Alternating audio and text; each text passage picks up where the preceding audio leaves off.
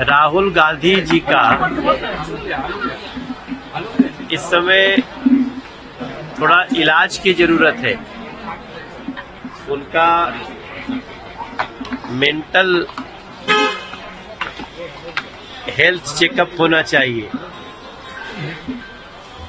सबसे जो चिंता की बात है कि आप दुनिया भर का जात जानना चाहते हैं और अपना जाति नहीं बताना चाहते हैं, ऐसा क्यों? वो कहते, उनसे जब पूछा गया कि आपकी जाति क्या है, तो उन्होंने कहा कि इन्होंने मुझे गाली दिया। अगर राहुल गांधी जी से जात पूछा जाए तो उनको लगता है कि गाली दिया गया है, तो फिर दूसरे की जात पूछते हैं तो वो भी तो गाली हुई। तो वो सबको गाली देना चाहते हैं और अपने को उससे बचाना चाहते हैं। तो मैं समझता हूँ ऐसे व्यक्ति का मेंटल हेल्थ चेकअप होना चाहिए।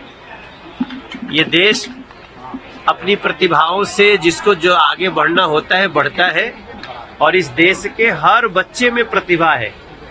जरूरत है समय पे उस प्रतिभा को तराशने की, लेकिन पता नहीं, चूंकि इन लोगों को इतना दिन से सत्ता में रहने का आदत हो गया था राहुल जी को, कि सत्ता से निकलने के बाद वैसे ही तड़प रहे हैं जैसे मछली को पानी से निकाल दो। पेंशन पॉलिसी सर पास कर दी गई है। इस देश के जितने सरकारी केंद्रीय कर्मचारी हैं, सरकारी कर्मचारी हैं, उन लोगों का एक लंबे समय से ये डिमांड था कि हमारा सेंट्रल पेंशन स्कीम को जो पुरानी थी वही लागू किया जाए।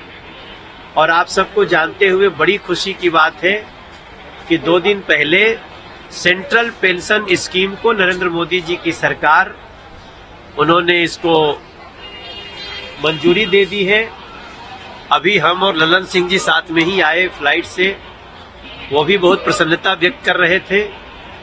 और मैं समझता हूँ ये देश के जितने सरकारी कर्मचारी हैं उनके लिए बहुत ही खुशी की बात है कि जो भी सरकारी कर्मचारी की जब नौकरी खत्म हो रही होगी या जब वो छोड़ रहे होंगे, तो उसके 1 साल पहले जो उनका वेतन होगा उसका 50% उनको पेंशन के रूप में मिलेगा।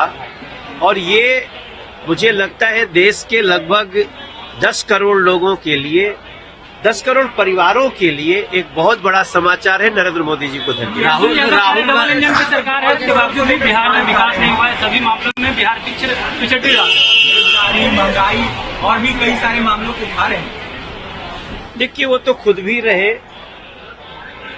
एक बहुत बड़ा वादा करके तेजस्वी बाबू आए थे कि हम आते ही 10 लाख लोगों को नौकरी देंगे। काफी 2.5-3 साल रहे, तो 2.5-3 साल में कम से कम 5 लाख को तो दे देना चाहिए था, लेकिन 500 को भी नहीं दे पाए। तो तेजस्वी बाबू को मैं इतने कहना चाहूंगा, देखिए, हम ये नहीं कह रहे हैं कि बिहार के हर एस्पिरेशन को हमने पूरा कर दिया है, लेकिन बिहार बहुत तेजी से विकसित राह पे चल रहा है। और बिहार को इस बजट में 26,000 करोड़ रुपया दिया गया है। अब उसका तो विरोध कर रहे थे तेजस्वी बाबू। आप अगर विपक्ष में हो के भी बिहार के समर्थक हैं, तो बिहार में जो इस बजट में स्पेशल दिया गया है, टोटल देखेंगे तो करीब 48,000 करोड़ का इसी बजट में है। लेकिन उसकी तारीफ करने की बजाय तेजस्वी बाबू को आदत पड़ गई है केवल विरोध करना है। मुझे लगता है जो बिहार को प्यार करता है वो बिहार के हर बेहतरी को स्वीकार भी